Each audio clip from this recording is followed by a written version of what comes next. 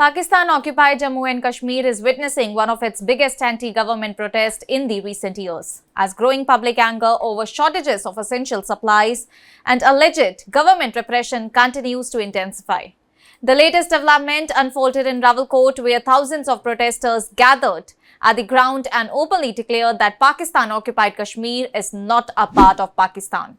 They also warned that if Islamabad continues to block the supply of food and other essential items, the people of the region will be forced to explore other roads to secure their future. The protest is being led by local activists and members of the Jammu Kashmir Awami Action Committee, which has been spearheading an agitation against the Pakistani administration for several weeks. Protesters allege that authorities have deliberately disrupted the movement of food supplies, ration and other essential commodities into the region as a way to weaken the ongoing movement. And according to the demonstrators, this has created severe hardships for ordinary citizens and further fueled resentment against Islamabad. Addressing the thousands of people at the rally, prominent protest leader Sardar Aman Khan delivered a strong message stating that Pakistan-occupied Kashmir does not belong to Pakistan and that Islamabad needs the region more than the people need Pakistan.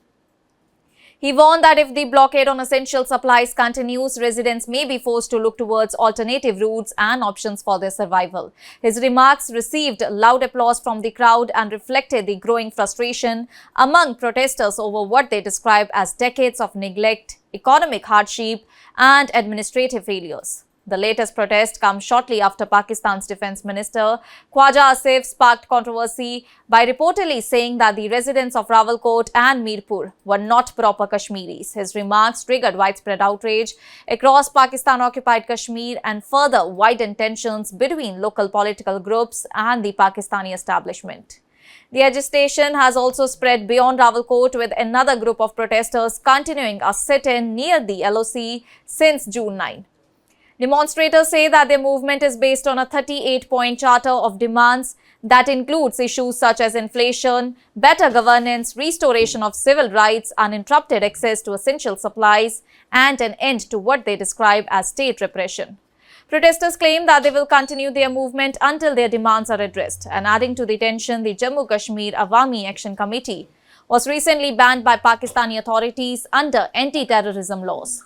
Protest leaders allege that activists including Sardar Aman Khan have been booked under anti-terror provisions in an attempt to suppress the movement and justify mass arrest.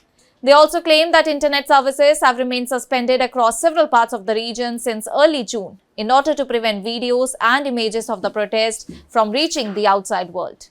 Well, according to the local reports, the prolonged standoff between protesters and security forces has disrupted normal life across several areas.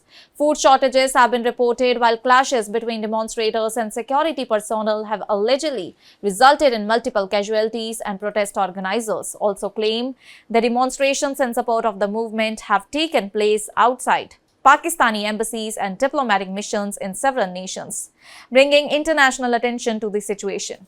Well, the unrest has once again brought Pakistan-occupied Kashmir into the global spotlight, exposing deep public dissatisfaction over governance, economic conditions, and political rights. While Pakistan has maintained that law and order measures are necessary, protesters insist that their movement is peaceful and driven by the demand for basic rights, dignity, and freedom from what they describe as decades of neglect and repression.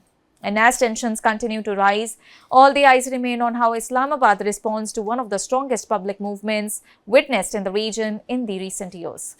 That's all for now. Stay tuned to the Savera for more updates. Do like, comment and subscribe to the channel.